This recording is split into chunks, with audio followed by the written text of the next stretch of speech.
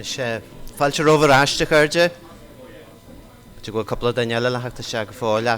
Tá se go maithíogainn beidir túsa chuir leis an tráith seo cante. Fáilte rómh a ríist. Seo darnas rá cante bheits agann seo an maidín agus pléithir an téama na Siollabais don na Tréimhsí Foghlama sa Ghaeltacht, Teoiric, Acadaimh agus éagsúla. Mór cheisteanna iad sin gan áras a bí. Mór cheisna iad bhfuil dúchláin ar leith buint le a dacha leis na Siollabais a teileach an maith don na Tréimhsí Foghlama sa Ghaeltacht. Ó tharla go raibh sin cúlra, dearcú, commas agus taithí a bhíonn sig na meic léin a mín áireann freastal orthú. Chun cuid don na mór cheisteanna sin na chiadú an seo iniu tá Aidan Machsivne agus Marie Welton ó Institute Éagsúla Marino I Malacha Clia. Tá blianta fada caite ag Aidan agus ag Marie de bheith ag plé le teagas na Gaeilge agus de bheith ag dearú cuasaí agus ábhar tacaíochta do bhainteoirí bonscoile. Tá fásta, ráise, leotaí, teagsleotaí agus altainna fáiltí acu faoi gréithe de ólam agus de hagas na Gaeilge I leith deltaí bonscoile agus muinteoirí bonscoile a réin. Bhí siad beirt mar bháil de grúpa ebre na Gaeilge a roinn forbartear na Siollabais don na Tréimhsí Foghlama sa Ghaeltacht. Agus is cóúdar iad ar an ábhar tacaíochta a thar fáil fi lethir don na Tréimhsí Foghlama sin. Nus céile a bearfis nó is fearfis le lóis fin ábhar seo na iad hain, mar sin chuirmid fáilte rófa.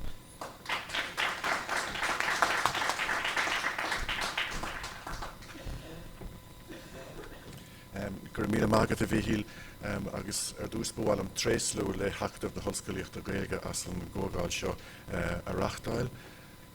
Thug dairtíní igín ón Acadaimh cuireadm hain páirteach lecha sa chógáil seo ag an seisiún seo na Siollabais don na Tréimhsí Foghlama sa Ghaeltacht, Teoiric, Acadaimh agus éagsúla mar gur ceapú mé mar chairlach ar grúpa éabre na Ghaeltacht Éagsúla sa bhliain 2013 nuair a rinneadh cinenne athruithe a dhéanamh ar an Siollabais don chéad Tréimhsí Foghlama sa Ghaeltacht a bhí bliain amháin ar an bhód ag an am sin agus an Siollabais don dara Tréimhsí Foghlama sa Ghaeltacht a Orbert.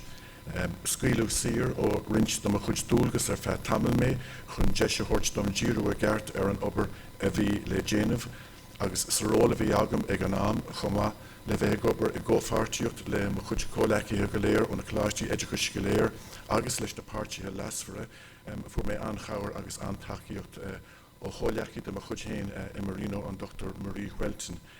Agus bhí ró lárnach mar a dúirt mícheál ag Marie I ggur le chéile ábhar tacaíochta do na Tréimhsí Foghlama sa Ghaeltacht do bhicléin Éagsúla.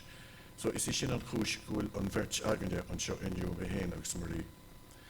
Maidir leis an Gaeilge sa bhunscoil tá obair an tábhachtach ar siúl I láthair na huaire ag an gcomharla náisiúnta curriculum agus measúnachta.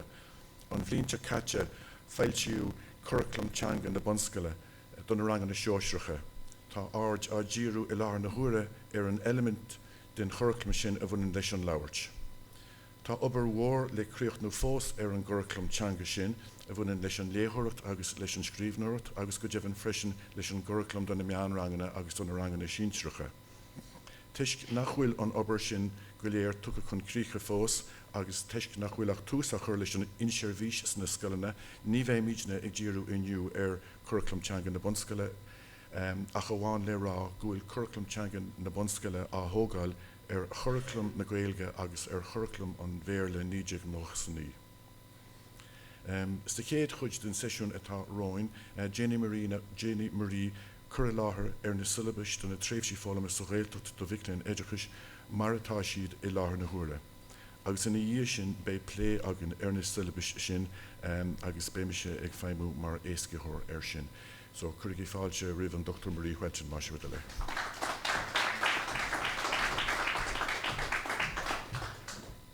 Dís Marie agus guribh mágah as íriarm seo a dhéanamh. Beag trí chuid sa chur láthair seo sa chéad déan for chuirsíos ar an gúlra agus ar an ggóhéigs as ar ascar na Siollabais don na Tréimhsí Foghlama sa Ghaeltacht. So dara háid túr for achimire ar phríomhréithe na Siollabais agus ar an teoiric atá taobh hirdíobh agus sa tríú háid tá grófar don na takeíochtaí éagsúla atá curtha ar fáil donna choláistí Gaeltachta chun na Siollabais a chur a bhain. Ina dhéag sin ar fad mar dúirté dáin an sin a pléifar éifeach na Siollabais agus an chórais a gcuiteanna I bhóram oscailte. An cúlra ar dús. Nis Harna blianta reáchtálfaidh cruiníthe rialta idir ionadaithe óna choláistí éagsúla agus óna páirtíthe lasfra maidir le habhra nó a dhéanamh ar cuasaí Gaeltachta do bhicléin éagsúla. Cuirg dlús ar leis an ábhar nó sin nuair a fáil siag stratéis fethe bliain don Gaeilge áitir luag go sonrach astruchtúrú agus fiabhsú ar chlár a bheith díreaithe ar ábhar vonbhúntóirí. I mí an bheitheh 2011 dail siag an chomhlabhúntóireachta dacaméid tábhacht a Gaeilge is é sin éagsúla tosaigh múntóirí critéir agus trórlínta do sholáthraithe chlár. Séir de bhí sa dacaméid sin ná trórlínta agus principal údarásacha de Institútaí Ard Éagsúla maidir le hastruchtúrú a dhéanamh ar a glár éagsúla múntóirí. Sa chéad déalaigh na trórlínta ar Institútaí Ard Éagsúla dul an le caighdeán Gaeilge na macléin éagsúla. Seo an píosa atá sa dacaméid maidir leis sin. Maidir le Gaeilge a bhúna mar ábhar í a úsáid mar bhean commerceáide is scolanna agus í a úsáid mar bhean tagasc. Chuige seo is gá freastal ar bhaoinín agus ar inúlacht sa Gaeilge ag múntóirí faoi oidhliúint le cur chuige ilgnéithe agus díriú ar Gaeilge labhartha. Agus sa daraháid dúradh sa dacaméid go mo chóir tréimhsí chónaithe sa Gaeltacht fadaithe agus achionn cheapaithe a chur ar fáil. A bheith inis mar chuid den chlár omláin agus faoi stúr díreach ag na soláthraithe éagsúla múntóirí. Ba chóir go nglacadh fuireann Institútaí Ard Éagsúla páirt gníomhach maidir le dara, le farbert agus le meastóireacht an chóirsa Gaeltachta chuna chinú go bhfuil díriú ar leithain ar hagas agus ar álam teanga agus go bhfuil sé cótháite go héifeachtach sa chlár. Sa cóhéigs sin, cheanóil an chomhlabhúntóireachta gá cruinniú le honadaithe ó na Institútaí Ard Éagsúla agus aontaíodh go monófaí grúpa oibre chun an socrúcháin Gaeltachta do bhicléin éagsúla a athabhlú. Bhí ionadaithe ó na soláthraithe chlár in éagsúla tosaigh múntóirí ó na Institútaí Ard Éagsúla go léir ar an grúpa oibre comá le honadaí amháin ó céigeacht na rinne éagsúla agus ba é an talamh páric ó dír caithearlach an grúpa agus bíd seo leannas na buil a bhí ar an grúpa sin.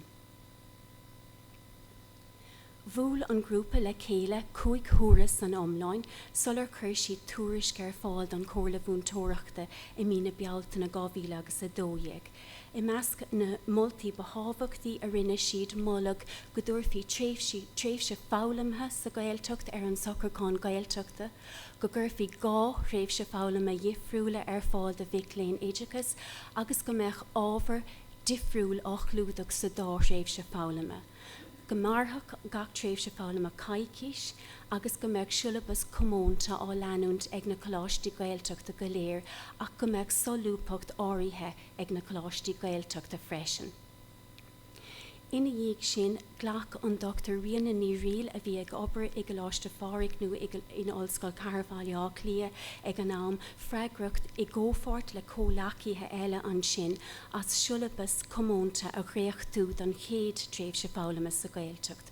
Cuirg an dréocht Siollabais sin faoi a bhráid cancas, ghlachadh leis agus buine gúsáid as ar feadh bliana ins na choláistí Gaeltachta. Inis tá sé tábhacht go bhíú gur chuir go riaracháin na Galáistí Gaeltachta faoi chúram na rinne ealaín áireachta agus Gaeltachta sa bhliain 2010. Ar an ábhar sin ó hinne le, tá an rainn sin freigrach as polisíthe a arbert agus a chur a bhaim a cintóí ard caighdeán sa chóras ina omláine. Tuisc an phríomhreagracht a bheith an Rhain ealaín Oidhreachta agus Ghaeltachta, ba é beartaithe ó Hanbhra ón Rhain rialta sin a gléig crinú den na pártaithe lasfra go léir sa bhliain 2013 agus a 13 chun soléirú a áil maidir leis na tréimhsí Foghlama sa Ghaeltacht. Bhí ionadaithe i láthair ag an grinú sin ó cancas agus na coláistí Ghaeltachta, na coláistí éagsúla agus an Rhain ealaín Oidhreachta agus Ghaeltachta. Agus mar dúirt éadán táhaigh éadán mar caitheoirleach ar grúpa oibre na coláistí éagsúla ag an buinte sin, agus iarraig ar muirseachta dhéanamh ar phróisis ina ndéanfaí ábhreithnú ar an dréacht Siollabais a úsáideach ar feadh bliana don chéad tréimhse Foghlama sa Ghaeltacht, agus ina ndéanfaí Siollabais don dara tréimhse Foghlama sa Ghaeltacht a Arbert. Cur an Rhain ealaín Oidhreachta agus Ghaeltacht do muoinú ar fáil don obair agus scaoileadh éadán saor ó thulgas oibre áirithe ar feadh téarma chun díreadh go hiomlán ar na tréimhsí Foghlama sa Ghaeltacht. Sa chéad céim den phróisis, cuaig grúpa oibre na coláistí éagsúla i gcomhla leis na pártaithe lasfra go léir, scapa ceisteáin agus rinneadh scaga ar na tuairimí a nochta ganta. I gcomhla na comhdhálacha sa grúpa oibre cur éadán dréacht Siollabais lasithe don chéad tréimhse Foghlama sa Ghaeltacht ar fáil, agus dréacht Siollabais nua don dara tréimhse Foghlama sa Ghaeltacht. Tugadh 10 eile ag an buinte sin de ionadaithe ó na pártaithe lasfra go léir as cathú a thuairt, agus léiríodh sásamh le nithe áirithe, tugadh moltaí maidir le nithe eile, agus a bhíneise an ascaithe go léir chuir glasithe éagsúla i bhaim ar na Siollabais. Nis taréis an phróisis comhlaáin ar an bheithú lá de bhí na saona 2013, dail si grúpa oibre na coláistí éagsúla i gcomhla cancas agus an Rhain ealaín Oidhreachta agus Ghaeltachta an dacaméid seo an na Siollabais ifigúla don na tréimhsí Foghlama sa Ghaeltacht a bhicléin éagsúla. Dacaméid amháin atá ann le gáchaid agus dain cóthaigh sa thuairt don phléifidh ar siúlaing san darachaid den seisiún seo déan for achcuimre an seo ar phríomhréithe na Siollabais agus tagrófar de gnéithe den teoiric atá taobhthíordíobh. Nis sa chéad agus ag teacht le trórlínta agus critéir na cóirla múntóireachta maidir le hideachas tosaigh múntóirí, tá sé mar phríomhhaim ag na Siollabais an obair a dhéanaan na micléin le ling na tréimhsí Foghlama sa Ghaeltacht a chomhdháthú leis an obair a dhéanaan siad na coláistí éagsúla ina gcúrsaí Gaeilge agus ina gcúrsaí imúna na Gaeilge. Ar an ábhar sin ghlaachtar leis na Siollabais go mbíonn na tréimhsí Foghlama sa Ghaeltacht ar siúl i rith na bliana Acadaimh seachas sa saora ónas go bhéachtar ortha mar chuid lárnach den bhaitiléireacht san éagsúla. Tá béim ar leis na Siollabais ar a thábhachtaí agus atá sé dearcha dearafach i le na Gaeilge a chothú sna micléin éagsúla ónas go músclítear grád an teanga agus do chultúir na Gaeilge ionta, agus ónas go spreagtar iad chun an teanga a úsáid go nádúirthe ina saol garamúil agus ina saol pásanta. Bíonn gá le éagsúlacht agus le ábhar fiúntach chun an taitneamh sin a chothú agus bíonn gá ar ndóigh le stratéisí éagsúla Foghlama. Cur na Siollabais béim ar arbeirt sciile na teanga an bhicléin, tuiscint labhairt léitheoireach scríbhneoireacht, agus ar arbeirt na sciile na sin ar bhean comhdhálaithe. Cílíonn sé sin go mbíonn níos mó ná sciile amháin á farbeirt ag an am céine, agus go mbíonn na sciile na teanga go léir á bharbeirt le chéile. É sin ráite áfach tá béim ar le ar labhairt na Gaeilge na Siollabais. Lútar an tácht a bhaineann le rólimmert, le hobar bheartaithe, le hagalaibh, le córá, le choras cúitimh, le plé agus le látharú fuirimúil I bharbeirt sciile na labhartha. Leagtar béim nua speisialta ar rólimmert, agus mínítar na Siollabais go bhfuil de bhaintáiste ag rólimmert go gcuidaíonn si le micléin páirte ghlacha I ngná córá I síomhanna atá cósúil leis na síomhanna fíorchumarsáideacha éagsúla ina míon micléin agus iad sa Ghaeltacht ar thocracán scoile nó amach le cárda. Agus I bhochan na Siollabais olabhófar na micléin le bheith fíorchumarsáideach I ngná chóráite ina saol mar álamóirí, ina saol garamúil agus ina saol pásanta. Nis tá anna chuid sa réomhrá na Siollabais maidir le ceart úsáid na teanga, agus mínítar go gcílíonn ceart úsáid nach múnfar an gramadach lé féin, agus ar a son féin a bháin in éon ceacht ar le, ach go múnfar an gramadach I ggóhéics I gcónaí. Bíonn an bhéim ar úsáid na teanga, seachas ar an ólas, agus mar a deirtear na Siollabais is í an aim a bheith gan na gcónaí nuair a dhérófar ar gnéithe ar leid an gramadach ná úsáid crin na Gaeilge a chathú leis an méim ar úsáid seachas ar ólas. Ar nói mar a léirigh aisling ar madan ar an corcaige indochtach Foghlama go mór de bhúna na gramadaí I ggóhéics. Inis Curran na Siollabais béim freisin ar commas an bhicléin Gaeilge a bhúna sa bhunscoil. Is gné nua amachchas amachí sin nach míoch ar na coláistí Ghaeltachta a chlúdach solar tháinig na Siollabais seo a bhaim, agus déanaan an tarthú seo an nascidir na tréimhsí Foghlama sa Ghaeltacht agus garam na múntóireachta a hreisiú. Tugann sé raisianál nó réasúnig san na tréimhsí Foghlama sa Ghaeltacht de bhicléin éagsúla. Fáin micléin deis áisina arúnacha a bhálú de bhúna na Gaeilge sa bhunscoil agus fáin si deis freisin áisina nua a crothú don ábhar. Nis tá go leor fine se anna léiríonn gur éfachtaí Foghlama na teanga nuair a dhéantar I a cótháthú le Foghlama ábhar curriculum eile. Mar a deir John Harris agus Pádraig Dír, evidence shows that language learning is more effective when it is combined with content learning in another subject other than the language being learned. Content and language integrated learning has been shown to improve students' language proficiency without negatively impacting on the development of either the students' first language or their performance in the subject area being taught. CLIL enables learners to encounter language in context and use it for authentic communication and challenges them to use the target language for cognitive purposes to acquire knowledge, skills and information.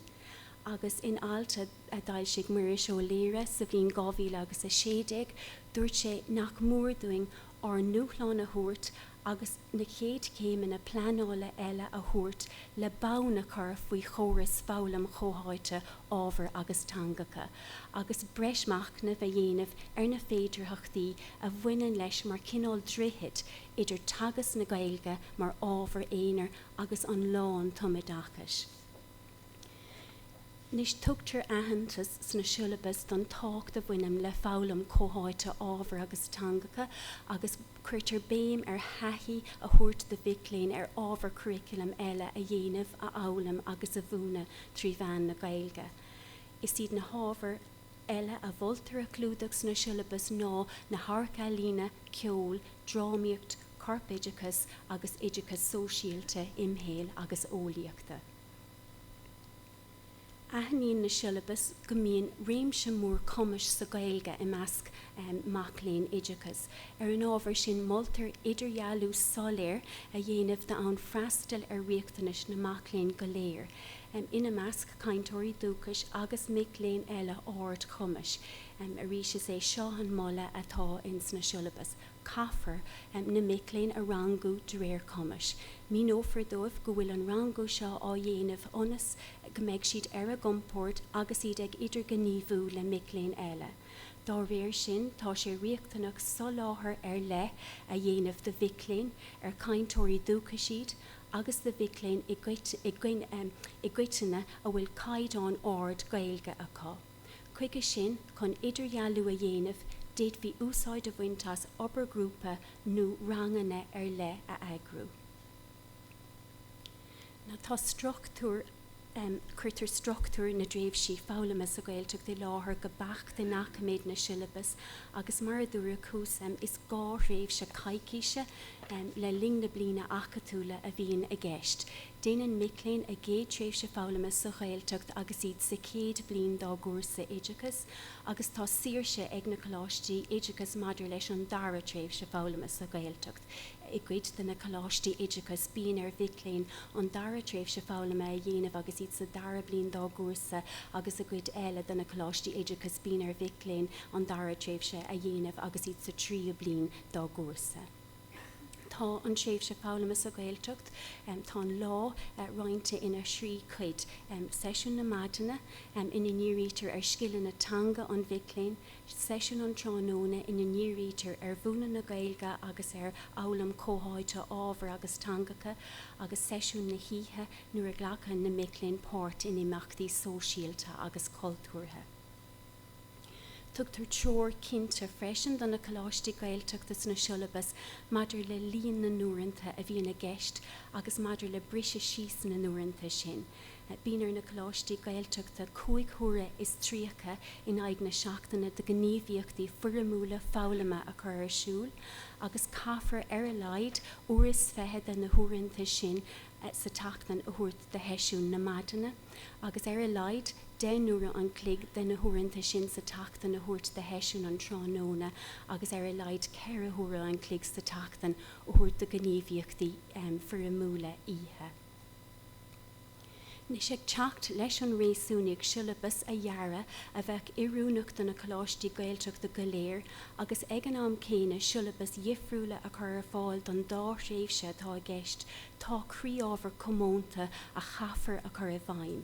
Laistigh den struchtúr atá leagtha síosáfach tá saoirse áirithe ag coláistí Gaeltachta, agus tugann an tíirse sin deis na coláistí Gaeltachta díreú ar fótéinseal a gceantar féin agus leas a bhaint as an sanolas ar rudaí ar le a bhín ag tagascóirí ar le.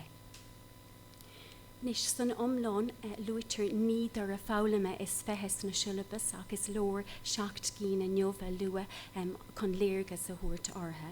So tar éis dómh na tréimhsí Foghlama sa Gaeltacht a chríoch nó go sáasúil, befar éagsúla leis go méid sé ar cumas na macléin féin bheastóireacht a dhéanamh ar a gumas agus ar an nol chun cín sa Gaeilge, dárad a luigh muiris a réir an sin. An dara rud an sin, an dara ceann a ramnig mé ná páirt aimúil a ghlacha in na náchórá lena céile le muintir na Gaeltachta agus le daoine fásta eile. An tríú ceann gnéithe de héal agus de cultúr comhaimsire an ceantar a phlé, mar réon lena saoil garamúil agus persanta féin. Samplaí de ealaí na béal na Gaeltachta a léirú agus a phlé, achfan tagas a crothú as an nua iad féin, díospóireacht a dhéanamh, agus an ceann dearnach a ránnig mé ólas a léirú ar an teanga a bhíon riachtanach chun gnéithe den chorpadachas, den cheol, den drámaíocht agus de OSIE a bhúna sa bhonscoil. Nis is é seo an tábhar a clúdítear is sesiún na maideanna. Vector an sin gur bíad na téimi, gur bíad téimi an Siollabais sa chéad tréimhsí Foghlama sa Gaeltacht ná mé féin mar álamór, Gaeilge na Gaeltachta, an Gaeilge ar lína, an ceantar agus téime náirleagach béimar go dtí sin an gné crothaíoch. Tá leathan nó déanta ar na téimi sin go léir sa dachaméid agus faoin téime mé féin mar álamór mar hampla, moltar díreú ar an Gaeilge a bhíon riachtanach do garam na múntóireachta, agus ar an Gaeilge a bhíon ag teastáil ó bhicléin chun cabhaimsire a dhéanamh trí Gaeilge. Sa dara tréimhsí Foghlama sa Gaeltacht clúdítear mé féin mar álamór, Gaeilge agus cultúr na Gaeltachta, na meán, an ceantar agus an gné crothaíoch a ríis. Rís tugtar ólas cuimseach sa dachaméid maidir lena bhfuil a gceist le gach ceann de na téimi sin, don téima Gaeilge agus cultúr na Gaeltachta mar hampla is féidir leis na coláistí Gaeltachta díreú ar chanúntaí éagsúla, ar dheacaint agus ar hebhras folklóra, ar carta teanga, ar eagraíochtaí Gaeilge agus Gaeltachta, ar stair agus ar cultúr comhaimsirthe na Gaeltachtaí.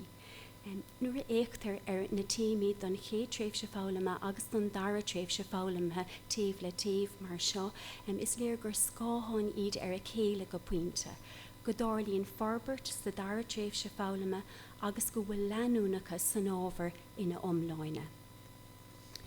Is léir freisin ó na táblaí seo a go níorítar ar hascanna commerceáideacha difriúla ar le sa chéad agus sa dara tréimhsí Foghlama sa Gaeltacht.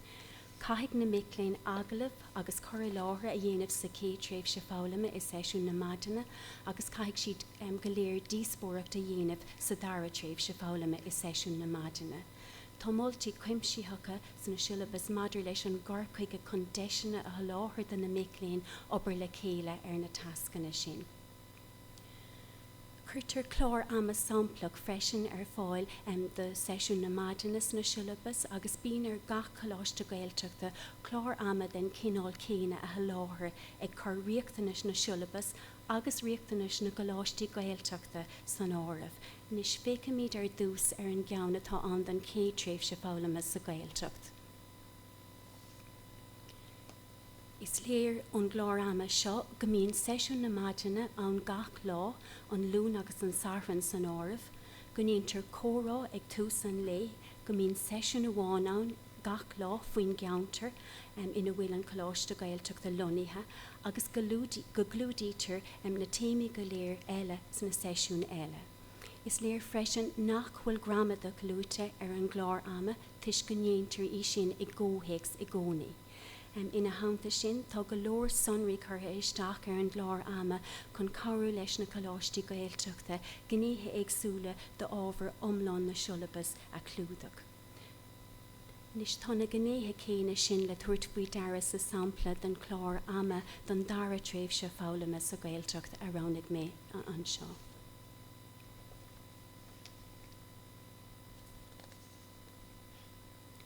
Maidir le sesiún an tránóna, a rís léiríonn na táblaí seo an tábhar a clúdítear. Is léir go bhfuil sesiún an tránóna difriúil ó heisiún na maidine agus go ndírítear bhúna na Gaeilge álam cótháite ábhar agus teangacha agus thuúlóidí seoirithe nó thorais. Bíonar na micléin rá heasca dhéanamh, ceann amháin a bhaineann le múna na Gaeilge agus ceann eile a bhaineann le hábhar eile a bhúna tríomhán na Gaeilge. Tugtar teoracha sanúlas na Siollabais maidir le riachtanas na dascanna sin. Agus a rís is fiú fécant beidir chlár ama samplach rud a chuirtear fáil san na Siollabais. Agus seo ceann den chéad tréimhse.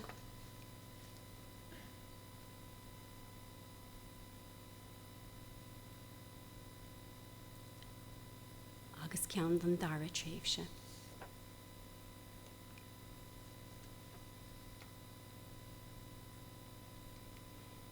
Is maidir leis sesiún na híthe ceithre thúra an clíg a laid in aig na seachtaine a bhíonn ann de heisiún na híthe, agus moltas na Siollabais imeachtaí furamúla sóisialta a agrú ag na hamanna sin.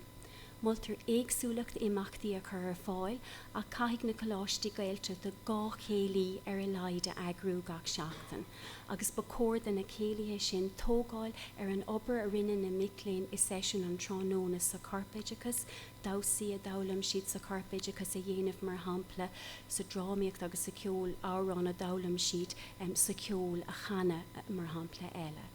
I measc na nimachtaí eile a luaitear na Siollabais tá trá na ceisteanna, sketchy, comórtas na dithe, ahraisfiliachta agus sesiún le seannaí áitiúil.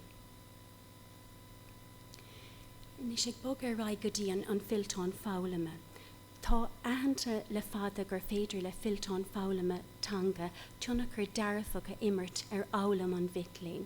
Sampla cáilúil den iltán Foghlama is se an filtán Foghlama orpach de hangacha nó an European Language Portfolio mar thugtar go coitianta. Bíonn gá aim ag an filtán Foghlama sin de ná agus rinne David Little chuirsís gunta ortha mar seo. The ELP has a reporting and a pedagogical function. In its reporting function, it supplements the certificates and diplomas that are awarded on the basis of formal examinations by presenting additional information about the owner's language learning experience and concrete evidence of his or her second or foreign language proficiency and achievements.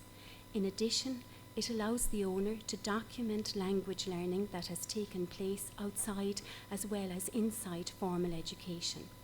In its pedagogical function, the ELP is designed to promote plurilingualism, raise cultural awareness, make the language learning process more transparent to the owner, and foster the development of learner autonomy. The two functions merge in the ongoing process of self-assessment that is fundamental to effective ELP use. Tá an Philtán Foghlama ina gné lárnach den na Siollabais ifigúla agus tá na feimine céine aige. Úsáitir é sa tagas go aon an macléin sa seomar ranga sa Ghaeltacht agus an álam a dhéanaan an macléin. Ina hananta sin is fine se thuairisciúil é an rannpháirtíocht gníomhach an bhicléin sa Tréimhsí Foghlama agus an dulcan cín atá déanta aige nua cé mar álamór teanga. Leabhar nótaí crua é a cethir le atá an go bunúsach agus is dacha oibre é a bhíon an úsáid go léithúil ó thús go deireadh na Tréimhsí Foghlama sa Ghaeltacht. Agus téann éon obair a dhéantar i rith na Tréimhsí isteach ann. Ag tús an cuasa scríbhad Micheline a naimine don Tréimhsí Foghlama isteach an mar hampla.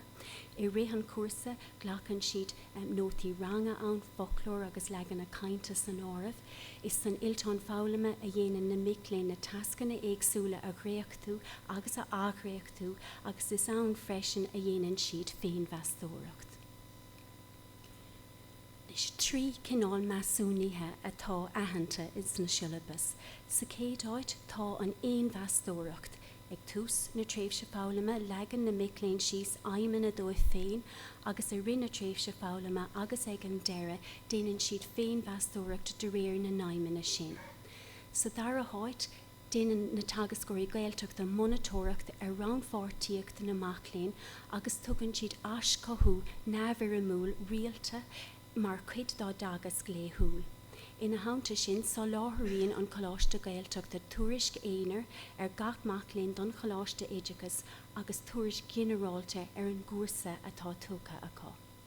Sa tríú háit, dearbhítear na Siollabais go bhfuil an phríomhreagracht bheasúnaithe ar na choláiste éideachas maidir le rannpháirtíocht na macléin sa chósa, maidir leis an Philtán Foghlama agus maidir le cólíneann na dascanna. Ar an ábhar sin, bíonn ar gach macléin Philtán Foghlama na Gaeltachta a thuairt go dtí an scrúdú cainte a bhíonna cosa choláiste éideachas ag deireadh na bliana agus bíonn ortha labhairt faoi gnéithe éagsúla den Tréimhsí Foghlama.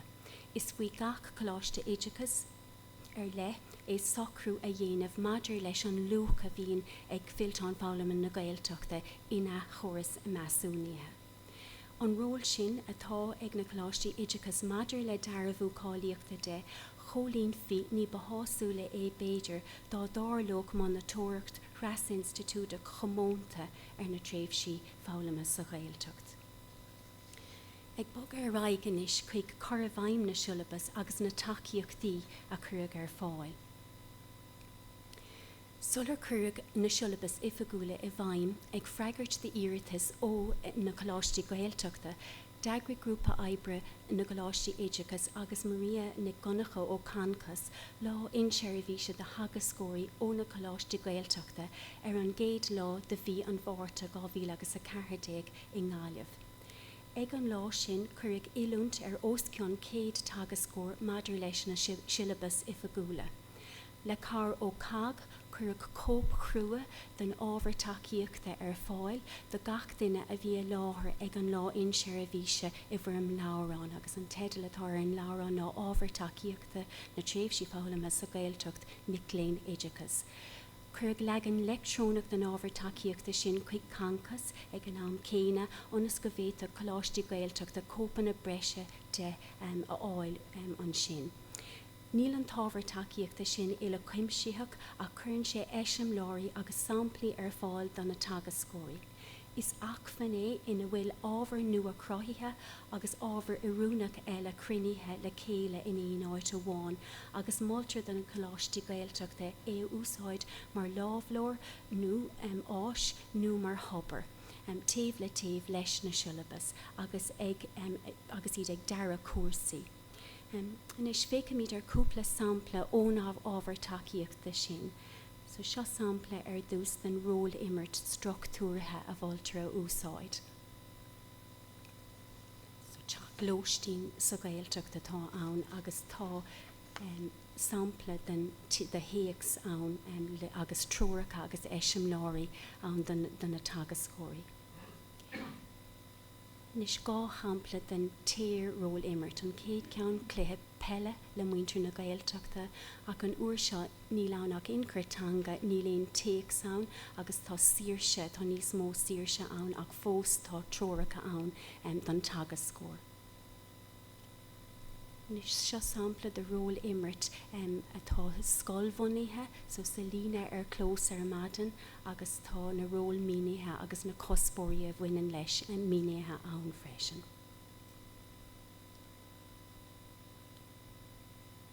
Agus sampla den gné croíoch ránig mé na hacrastaí agus na dáanta a bítre mar buinean na miléin an tahanana bhas na cín seo a cuma agus is tócha go bhlamíonn siad anna chuid faoin teanga freisin agus faoi fátrún agus a le héad mar jaablartha. Agus an ceann déirnach a ránig mé ón ábhar takeíochta ná ceann de álam cóháite ábhar agus teangacha agus seo ólas faoin mrial agus an sin tróracha de bhúna don na miléin le bheith ag múna sa bhun scoiletáin sin. Nis ag filenis an gora bhaim so tá tábhar takeíocht agus an lá inseir a bhí sé lúte gom go dtí seo a céim hábhachtach eile ag an am sin a bheith fáilsiú lábhlear generáilte de bhicléin in anar 2014.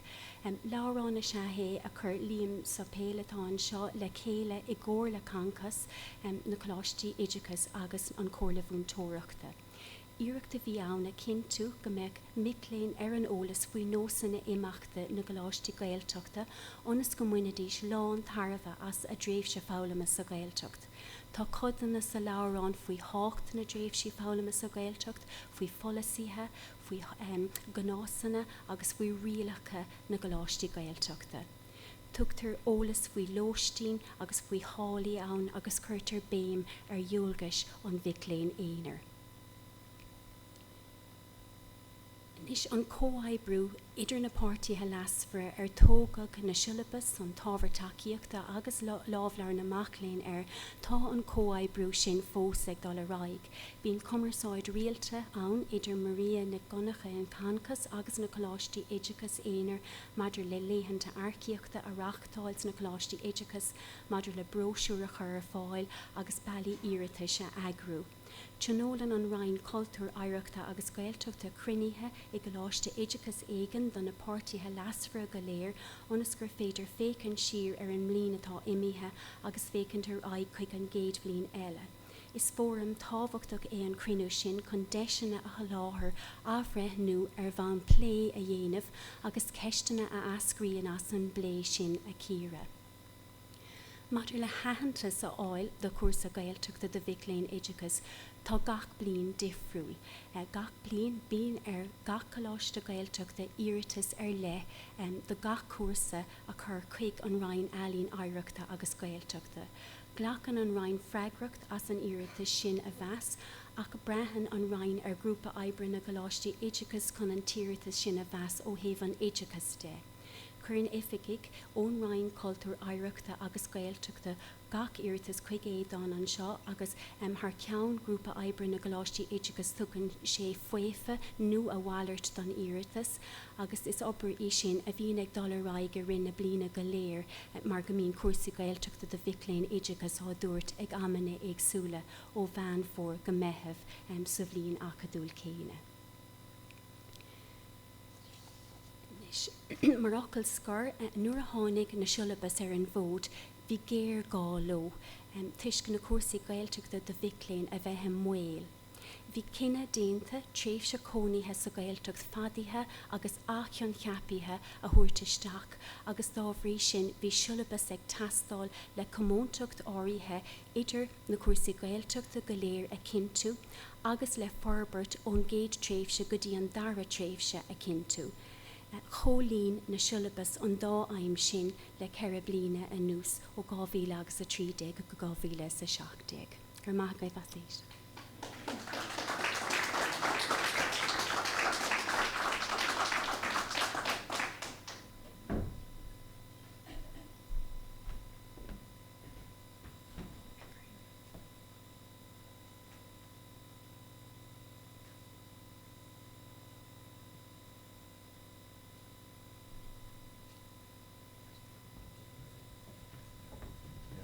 gur na míle mágad marí as príomhréithe na syllabus donna Tréimhsí Foghlama sa Ghaeltacht bhicléin éagsúla a chur a gcuimhne dúin go léir agus cabhróidh an cur láthair sin go mór linn eiscothu a eagrú an orlár maidir le cur a bhaim agus maidir le héfacht na syllabus sin. Is sibse ar nói na n-oiliúinte maidir le sin, maidir le cur a bhaim na syllabus. Agus is tólam gur bheith seo an chéad óram nó beidir an chéad deis ceart ag na cláistí Ghaeltachta agus ag na múnteirí nó na léachtarí nó na teagascóirí a bhí ag múna na syllabus eiscothu a thabhairt agus dúramí i léirú i bhóram oscailte agus is rud antáhachtach ar fad é sin an teiscothu sin a áil, is rud antáhachtach éisteacht le daoine eile, is rud antáhachtach na ceisteanna a eascaíonn as an bléisin a phlé agus a thabhairt orthú ar bhaith leis na syllabis sna blianta atá roin. Anis an chéad chuid eile den seisiún seo siad atá an ar riire ná plé nó fóram oscailte ar bhailh sos nóid nó ró an curthaige a bheith an maidir le sin ná go mé sibh ag obair i bhór an grúpaí ach mé héin caiim é rá éonúair a bhím héin ag freistal ar rud a bé mar sin in mín fórm oscailte is even am éisteach le gatainna agus ar na rudaí a bhíon le rá acu gus bíon an spéisiúm éisteach le gachiluganna sa seomra. Ach chun tús a chuir leis an blé tá míid chun sibh a eagrú in grúpaí agus an sin a bheith sibh in grúpaí tá míid chun ceistechan a thabhairt tá ceistechan ancimsíoch agus an ada sí an aimimetá leis an geistechan in ar riire ná struchtúr a chur ar an blé anas gur féidir linn tarfa umlan a bhaint as an seisiún. Nuair a bheith sibh i bhar an grúpaí an sin be mé ag iarraí ar gach grúpa rúnaí nó tuaisceoir a cheappa chun túramí an grúpa sin nó an éagsúlaachta tas na túramí sa grúpa sin a chur os ar ggóir go léir.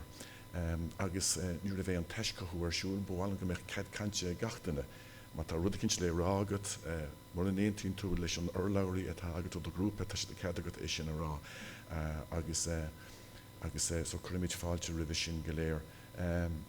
So caiimiid freisin súil a chunáil ar chuirsaí ama de mar táimiid géirí críocht nó hart ar i héana chlog agus tá ceistechan tá sé an chimsíoch ar fad ach táimiid déana go hanmhá.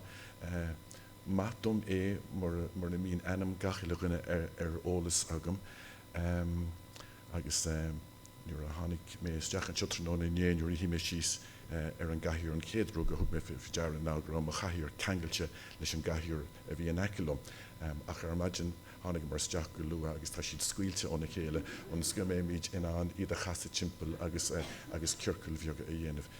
Dréimar hiigim tá tríoch sa héin sa seomra, tá táimiid chun 5 grúpa a dhéanamh, béidir 6 ingach grúpa, tá mé ceap go méidir bhfuil 3 grúpa sa le sin den seomra ar mo chlé an sin agus go méidir bhfuil 2 grúpa an sin, so tá méidir géirí ar béidir 2 ciorcail a dhéanamh agus le linn díobse a bheith a dhéanamh sin tuairimíteanna na ceistechan amach. Go magadh.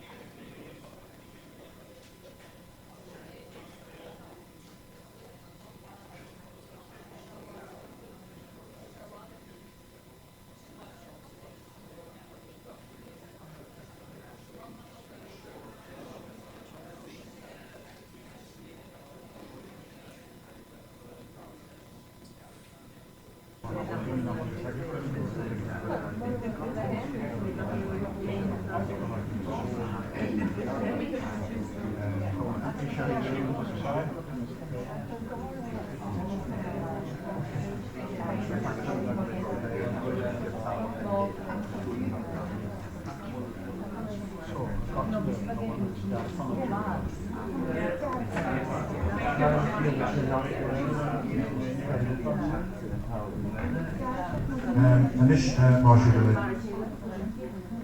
just dús so that doesn't she big over Tamagiri or the picture just faking sugar on Yarho show just completely hoping she did no with the wine. It's fun for Yarho ki Hafeki at the Blair and space go when she Canavas, space on our bunch of Canavas, Henny on Ashore, Yarho. Hey, Barry, Basler, see that egg McMuffin you're about to do a job on? Yeah. Well, that egg is 100% Irish and free range, because it comes from chickens that can pop around the gaff up in Monaghan, just down the road from Irish College in Donegal. Where? Donegal, Barry. Forget your first day. Hey, Barry, Basler, see that egg McMuffin you're about to do a job on? Yeah. Well, that egg is 100% Irish and free range, because it comes from chickens that can pop around the gaff up in Monaghan, just down the road from Irish College in Donegal. Where? Donegal, Barry. Oh. Who could forget your first day? How you lads? 3 weeks of crack. While you laughed, Anish. Which was also your last day. Mahan vocal, Barra. At McDonald's, there's always a good story behind our food. Like how all our eggs are 100% Irish and free range.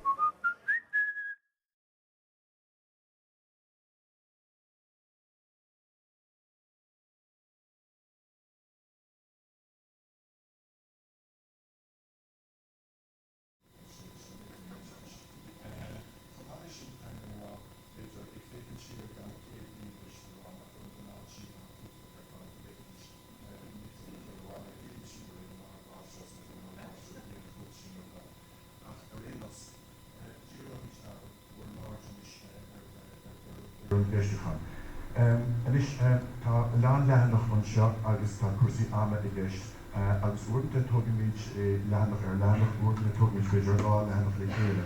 So an céad dhéanamid ná táid chun just lehanach a héin a hógal agus táid an sciúil goibh ar feadh cúpla nóid agus díreú seo. I gcuirteanna a bhfuil tú dearfach nó dúilteach maidir agus na Siollabais don na Tréimhsí fórum sa Ghaeltacht agus níl teasca na sinach dearfach nó dúilteach. Céirdí búna na Siollabais beidir a bhfuil pointí orachar búna na Siollabais agus céirdí lágí na Siollabais. So tá bheith sé díreú sin inis agus tá súla financial go bhfuil túairscór ceapa agad chun eiscrú bhórsúil agus cópaimid an eiscrú sin I gceann cúpla nóid.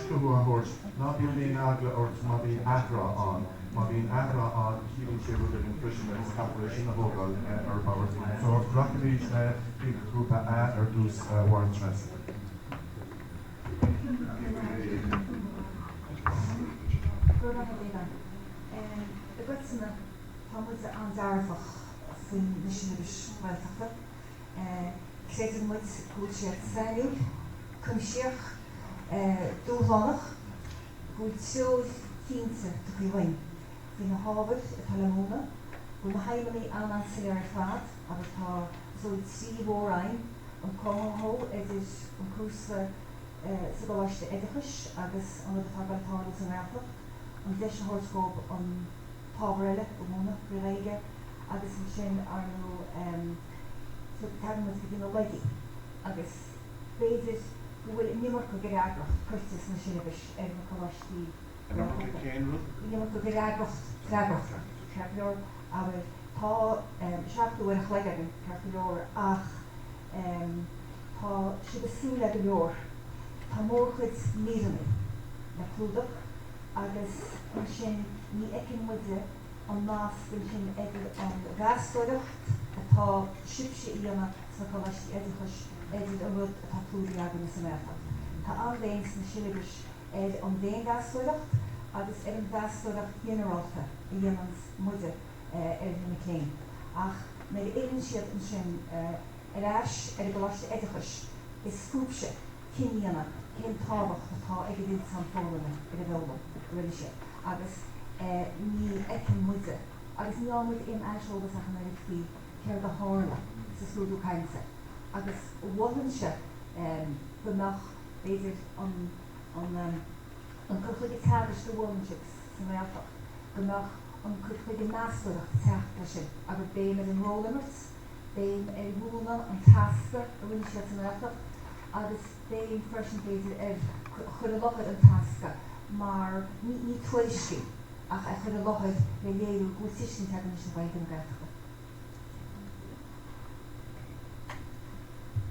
Míle mágad barachasa agus líis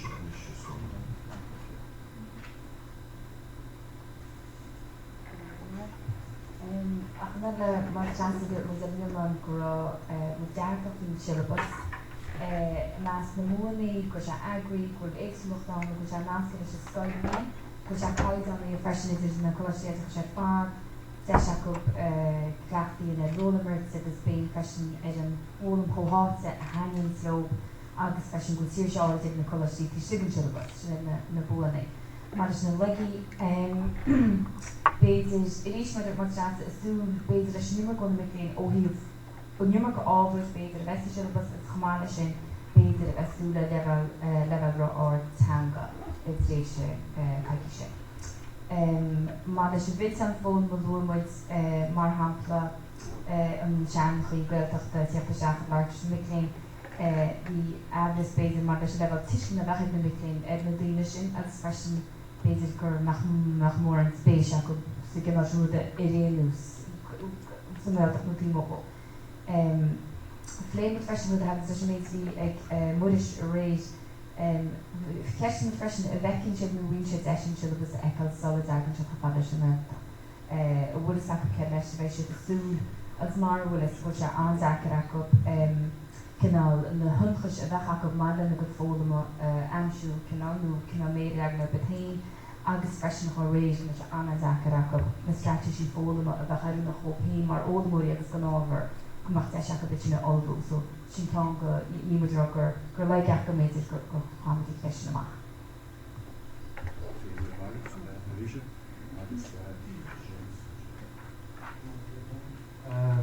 We forward na máls so go seach léile is tréimhsí Ghaeltacht go híomh cuasaí Reáchtálfaidh cés múid go bhíal.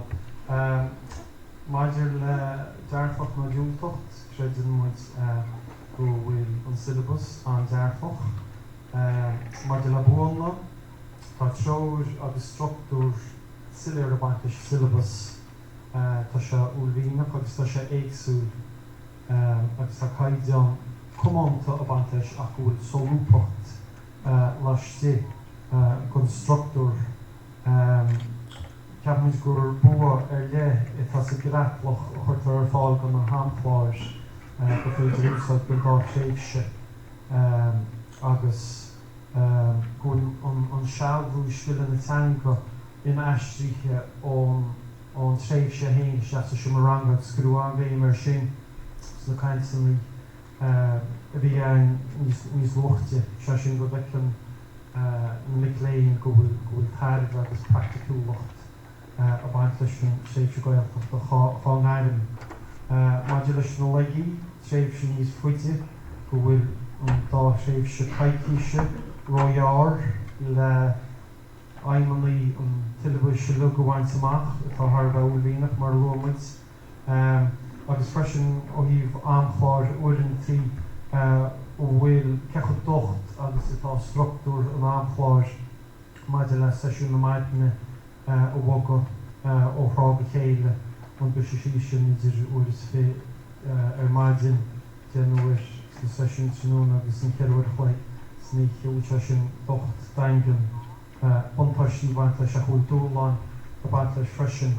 Tá an micléin ó leisí éagsúla agus tá tráchláir nó amchláir éagsúla agus ach gur ceart go se mar rain go an scrúdú cainte díreach a ní na tréimhsí Ghaeltacht leis an stoin ábhairach ná an teagacht is mó a thuach leis a thuair seo agus go leinte sin isteach le téama na cumarsáide an bhéim a bhhain ar halbhú na teanga ó híomh na cumarsáide sin forbhfuil na buintí bhíon.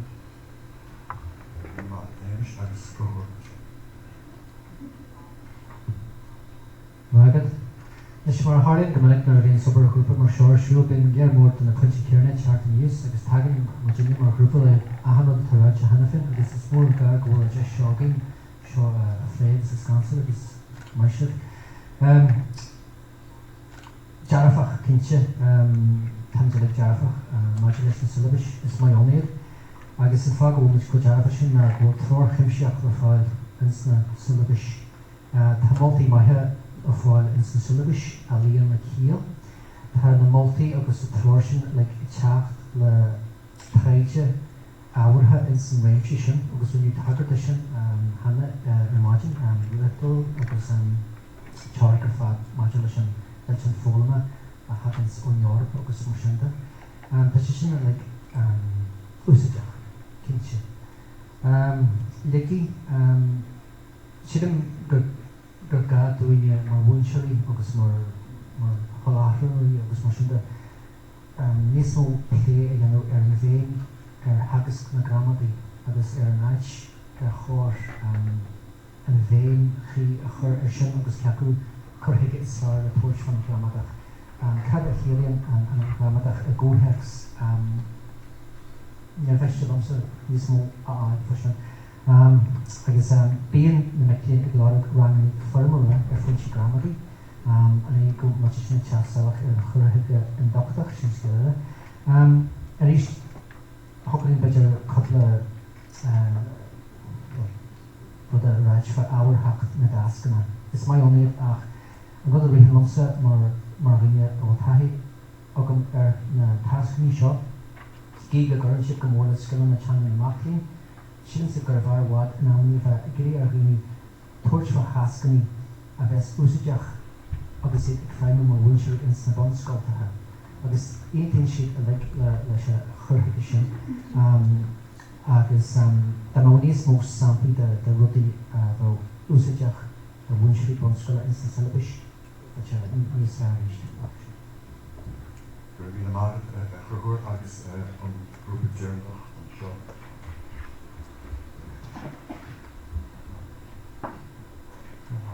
Stáithir tá muidir teach go tíre sin bhéidir dúrú hanna muidir a bhí muid dearafa a dhéann Siollabais an Almaine agus maidir le buaní muidir ra gur structúr maith buint leis agus gur thug sin seoir don ólamór agus an teagascóir gur dhéananathe sa buint leis agus gur na choláisiide a le ar aon nean amháin agus gur stáithn chorthaige hir na núsáide gahan drama agus maidir le ligaí aspa ama a dúrú maidir le stáithe chur bhéin an Siollabais agus gur bairt míranna ag buint leis agus gur sin deagar anrad a chluúda príosí den náma tá daite agus go maiile sin gur sé deagar freistalí anú ar na level éagsúla vís na grúpaí maidir an comais agus stáithe ceiste sin fá agus stáithe Foghlama idir Ghaelúna heile agus anrad agus gur sé deacar i dtí na chuirdain agus rud eile a dúrú nachró na choláisiide into my doors Ashol's Parish don McLean amach agus an cruise of Keaton Yaku agus sin na bonusí.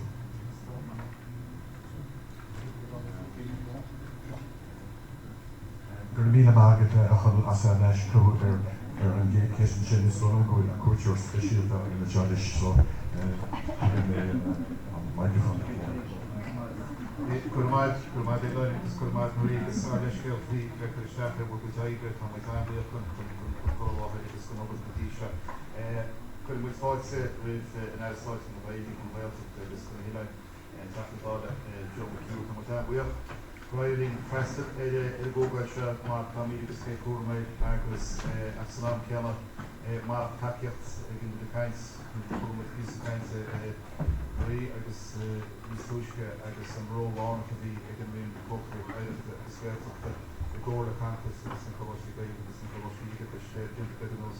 Go chun cí go drééis sítáil na Ghaeltacht agus an bhfuil cuairte dána go fád an mún.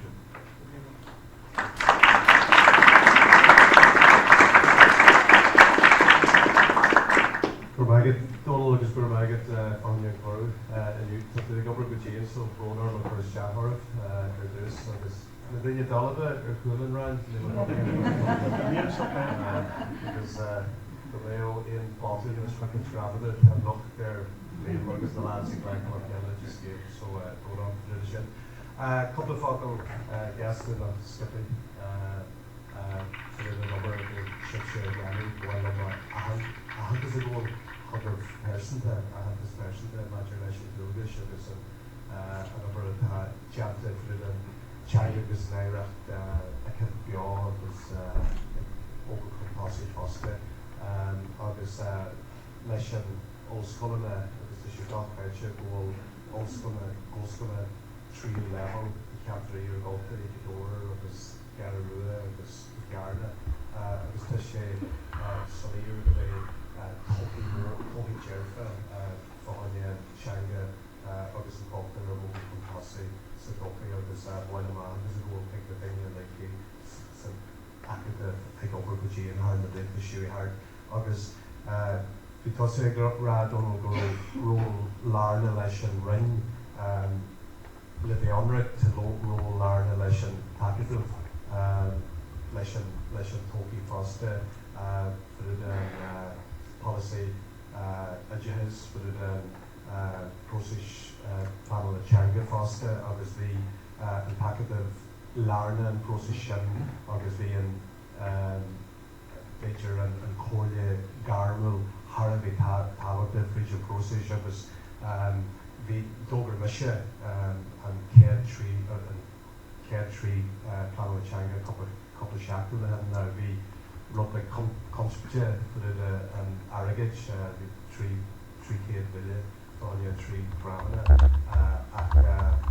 Beir similar should grow to smart leis an Daine an Foghlama and planla Acadaimh agus the Acadaimh larna and procession agus Beir da mé ó éon chorle a maithe seo fuidir the approaches tá rá chus oscailte sin. Cumáid sin an cheangal agus na rudí fitte ar an religious and religious Acadaimh policy adjust Acadaimh for the and policy Acadaimh foster agus the Mayo Ian role agus agus Ian switch agaibh for the and Kangal the religious and the shop foster mission.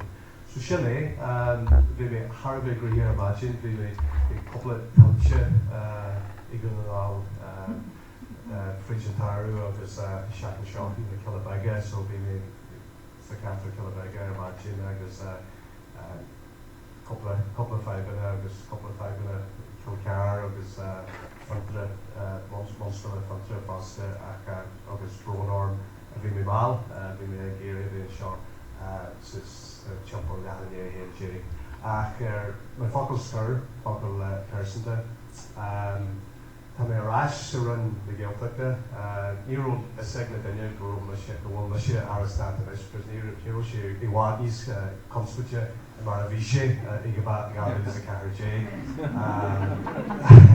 ach fur mé sprág mór ón na daine legiúlacha ón na daine the apple to Lord Gaeilge agus na daine agus na drámana éagsúla ní apahhain a just scéal I Ghaeilge Comhdháil ach na daine Steve na Ghaeltacht people meet an Ghaeltacht agus bháin ó buíos a ggóil chuggah Foghlama codú nó an taíocht hard vinta siú hard agus má smuitse híon for an Acadaimh agus Beir deisina a maithe seo as léir go raibh chuncar mór chuncar dearfa is na ceantar Ionad mar dúirt me sé níos luí hOllscolaíochta I ceantar Ionad tá sin Harbh táhacha ach má smuitse híon tá méid smúine for an tána bhí leanachas nádra ó monscola go dtí manscola mar hablí na Gaeilge ó dúnanáil for the daine ag éirí chéim the daine like go go dtí aclaíonn ó na Gaeilge bus Peter O'Donnell ach an Sidónaí ach Beir go bheith tóí dearfa imagine a maithe seo maidir leis an jeisiúnas na Acadaimh agus bhí mé glóir sé dul dús agus bhí sé gra go bhí son 1000 agus 200 duine ag golas sa forin seo hada bit agus 1000 agus 500 an omlan so bhil am antas a rééis go agad fi sin. So sin é an Deireadh seachtain ag teacht agus sib sé ag Foghlama idir inné am lón 2 3 6 but tá sé ní bhé an Foghlama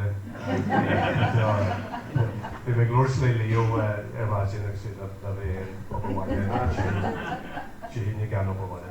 So sin é gur míle maith agus de mé éon codú nó smúte agah a maithe seo tá sin seo agus tá cadre mór agus cearfágan san leis na codteaficí sa rin na Ghaeltacht agus tá mé ó dhéon codú or balla a bheith ar den si dhéon tá mé oscailte fuidir sin. Gur maith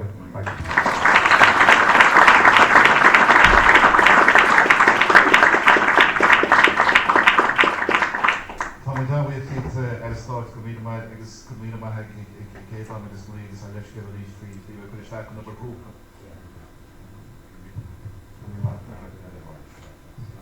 Gur mí mar na John Gaeilge fashion.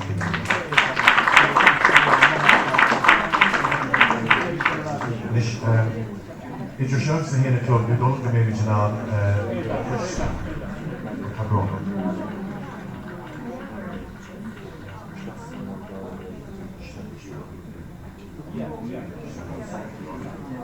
Tuis na bhfuil fágagan ach beidir tríchanóid go mar sin idir seo agus am lón ní bailachar bit an ina mé an antas ceart a hóirt na ceisna gnéir mar na ceiste an sin catúca amach agus dí. So éon rud nach clúdaithe le idir leis an lééis sin taréis an lón decision eile. Ceart nó? So ag an roiidí leanach a dóhain leis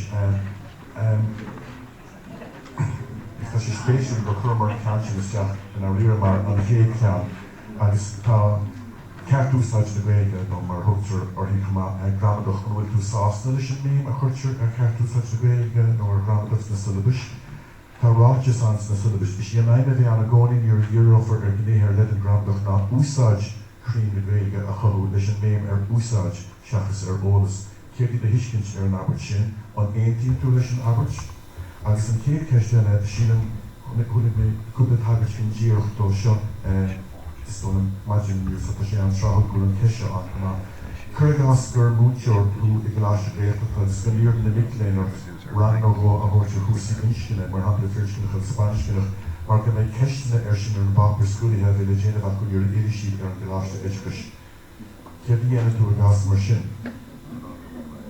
Agus an chéad ceistena ar bhiú úsáid bhaint as curthaige an Deireadh Fómhair agus léargus anmha níoch feite agin ó eistin ar sin ar maidin ar bhiú úsáid bhaint an curthaige sin agus gramadach a James Ghaeltacht Ghaeltachta agus an cabhraí mar dhéantas na Siollabais gnéithe ar le gramadach a einste gach tréise tá mar hapla ar an hote fáinúint liste de ar le déhí chlúdach sa chéad tréise bhils Ghaeltacht agus céad an bhúrthe an céim sa dála tréise. Féidir le aigóirt ar na ceisna sin a ríis ar an áibh.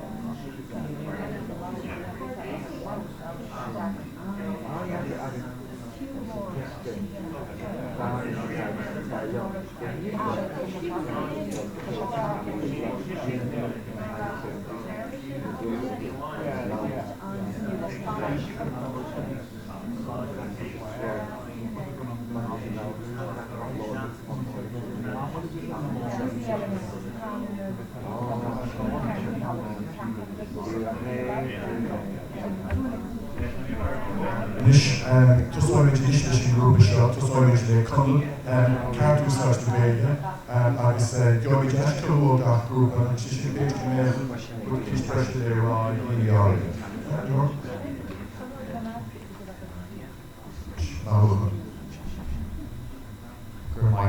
Modulus in cheist story the Antudum Narnas Narugur Bema and Ramada as Nomlan agus mimically Acadaimh ran the punchy flight and Ramada agus I think was the Tudum Ghaeltacht Mobian Ionad Ramada Ghaeltacht the answer with the Sturgus of Ghaeltacht.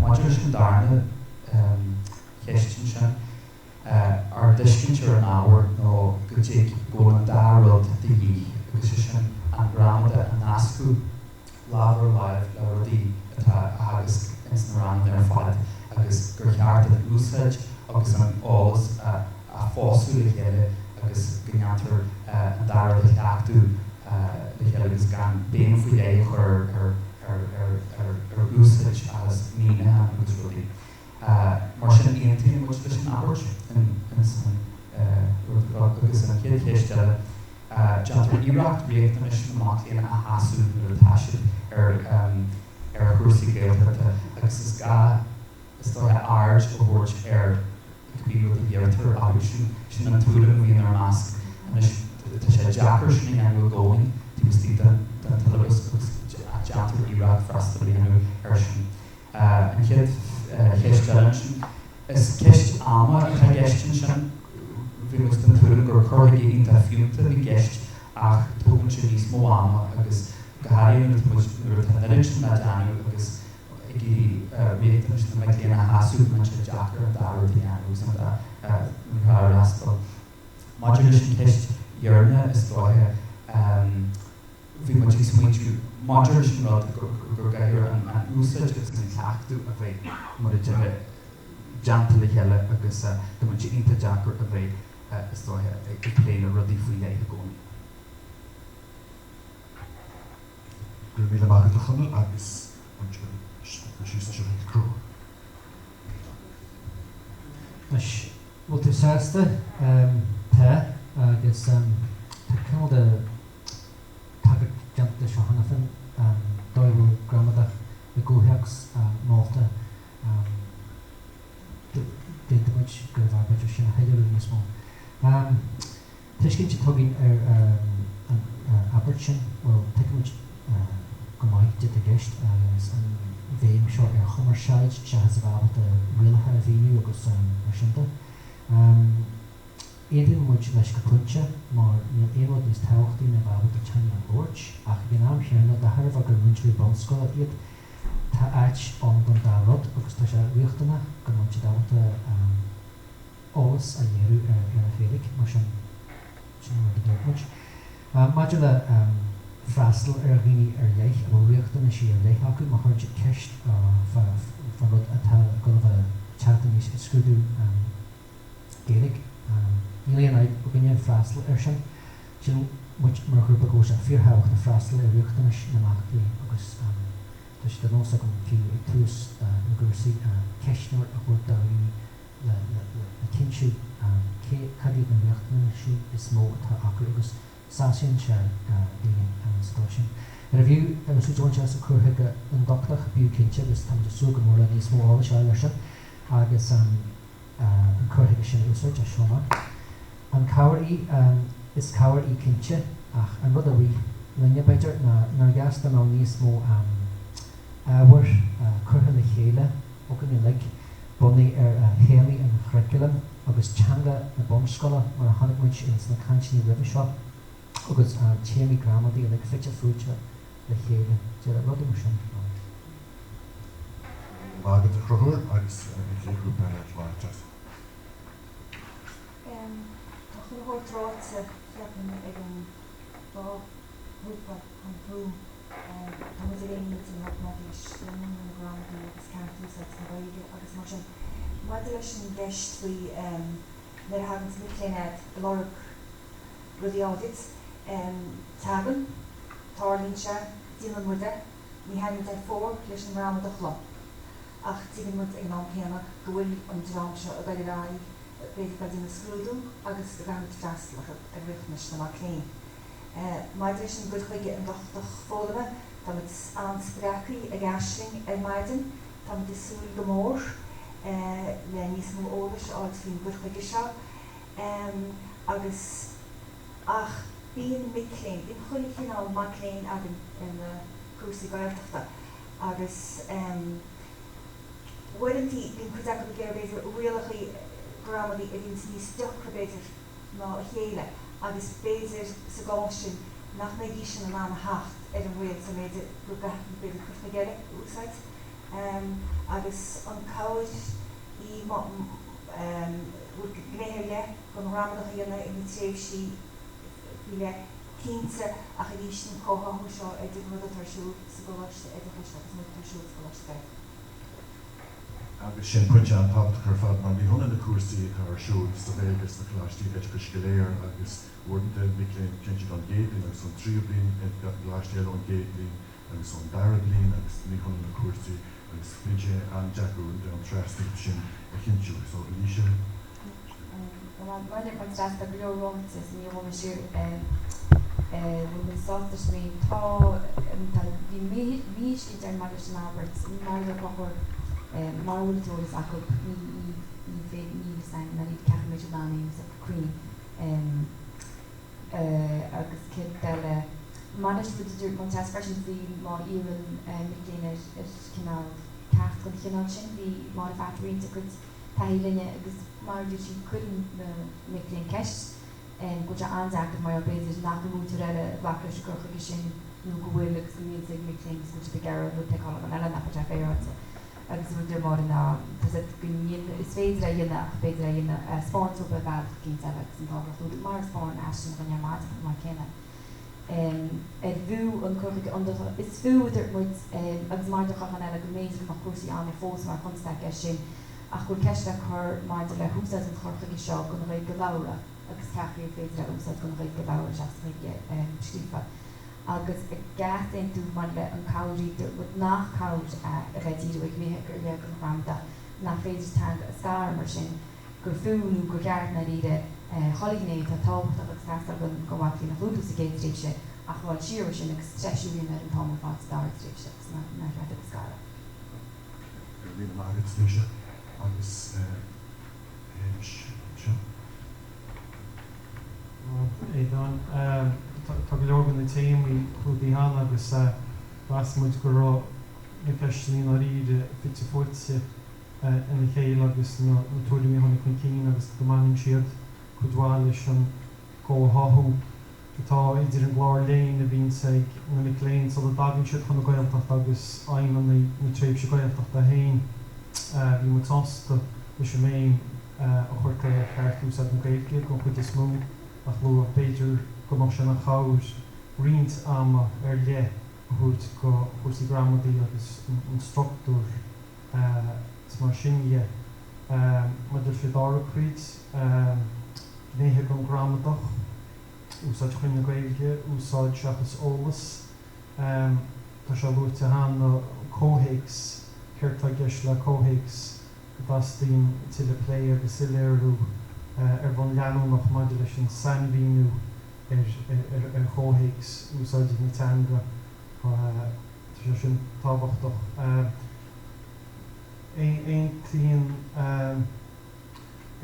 mu leis an ábhairteach go bhíonn sé an mún cheist maidir le cecha réalaíoch agus atá se inniuúlacht úsáid i teanga chur chun cí na cháirtréimhse caiicíise an se ige ag go mún cheist maidir le cecha réalaíoch agus tá na haimanaí atá an go na tréimhsí agus leinte sin isteach san tampon sin a thugtar faoi iireachtas le ó bheith léin go mín ceistení faoi cuasaí gramadí le freigirte na léin agus maidir le ítás na dréimhsí go gá an teagascóir a bheith ábalta díreú ar na nithe seo agus go léironn siad filtanas díreú ar go bin tréithe atá thar a bheith táhachtach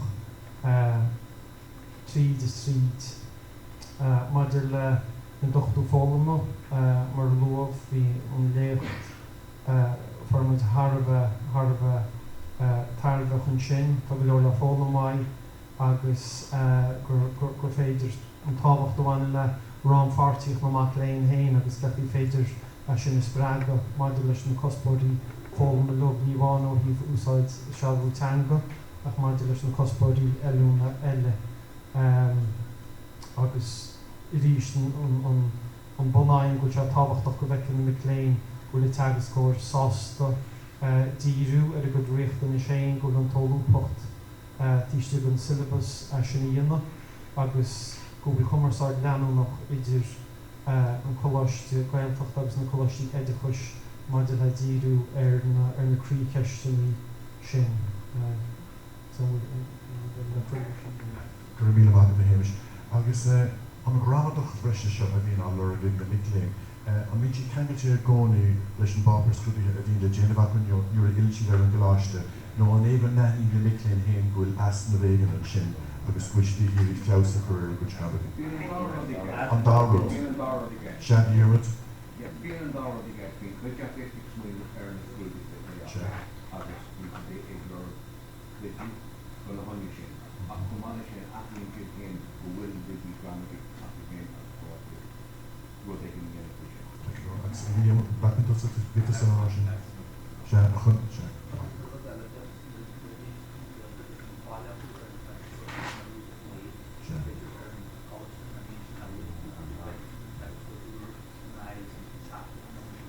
Ba gurfií numar le béime ar an gram do go méocht buile go méocht aspect éagsúlaachta I gceist agus go nimach an talamh agus nach bhaidís agus go gafií rudí amach agus go gurfií rudí ar landtíí nach dúdóí ar churbid a gurfií numar le béime ar an ramadach.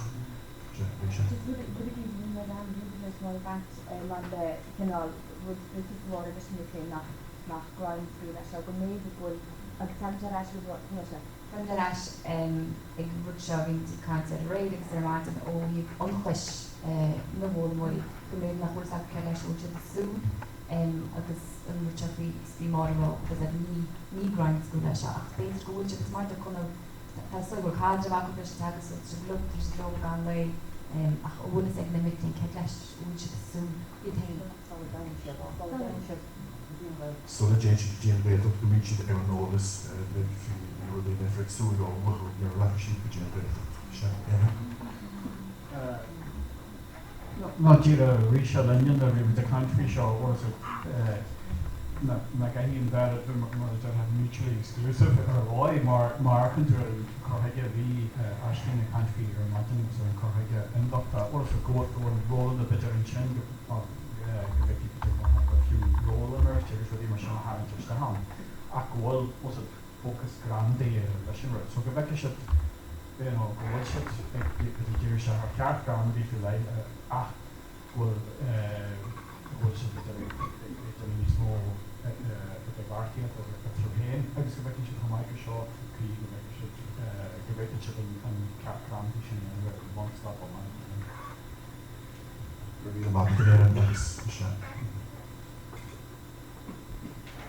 agus just I Gaeilge an couple of bhíúnta agus nó lei sin an rud faoi an chorchuige an dochtach ceappaí bhéithí sin nach raibh ar an teanga leabhartha agus just le rá cínte ceann na session a rin san honnaí go mar ná chuirtar na mitléin a cruthú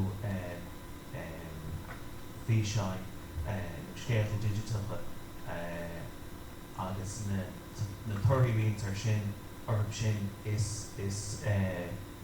táirgí go teanga leabhartha ionta agus tu cruthinn se sin deisinaí chun an tagas choiríonn sin analí síonna agus tuairt deara a dhéanana ar bhabhraíocht ar an struchtúr cainte sa teanga leabhartha mar ná déanana chun dearmid tá an buil an a gcónaí go níontar rá frivilléidú nó overprivileging ar an boc an scríofa tá sé aanta sa litríocht idirnáisiún óhéad cuasaí litirthachta agus go bhfuil an teanga leabhartha agus na scinní cumarsáide eile an trí sciil eile antí cinál well so léim an scríbach an éisiant an leabhart fágtar ná se leapíní scantí agus tá stratéisí gur féidir leis an technolí taú leis na scinní éisteachta agus leabhartha a bhrú chun cín agus nachfuil si dtír imní acu go máúsáidir formaí éagsúla go taifid gur féidir na hábhar sin a úsáid le díú ar na cinál chuirchaí bhí aislí a caiint faoi ar máid. Just I'm sure creators was listed again land nomad. We're a fun or three versions in the midland. You're a deer, you're a cheat, or if would you're let include. I mean, for or there are, but not a shame been on the last year to fish.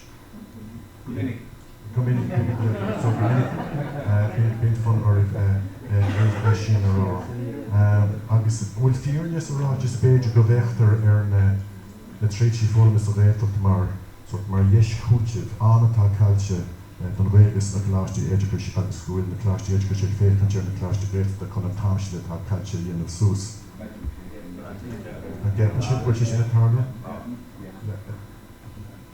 Aontaíonn tú lei sin. Anis tá go leor leanach an seo agus tá sé chun stoppain sin agus tá bróna ó tá an bróna leis sin.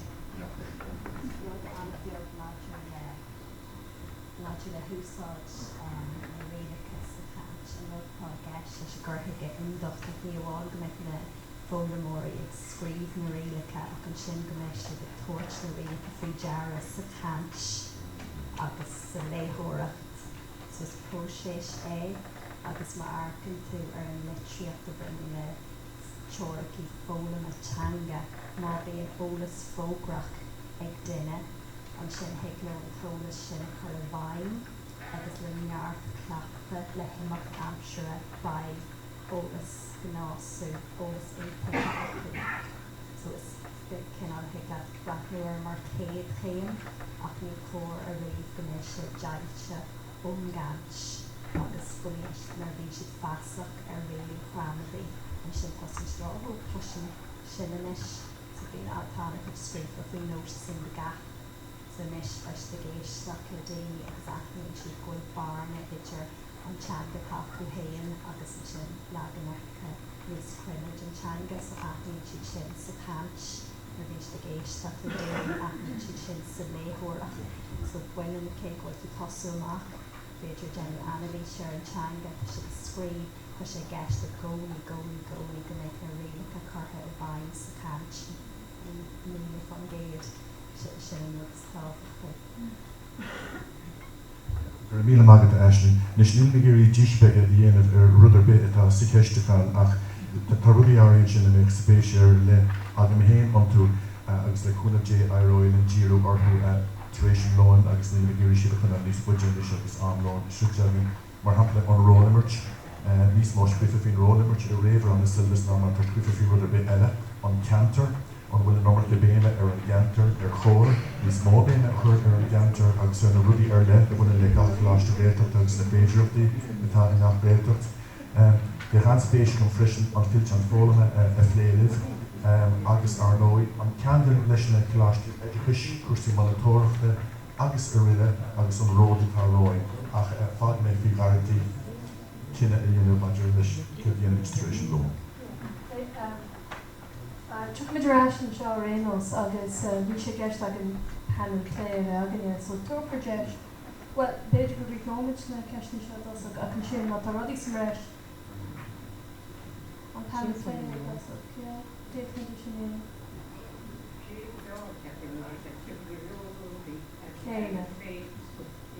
Tá sé sin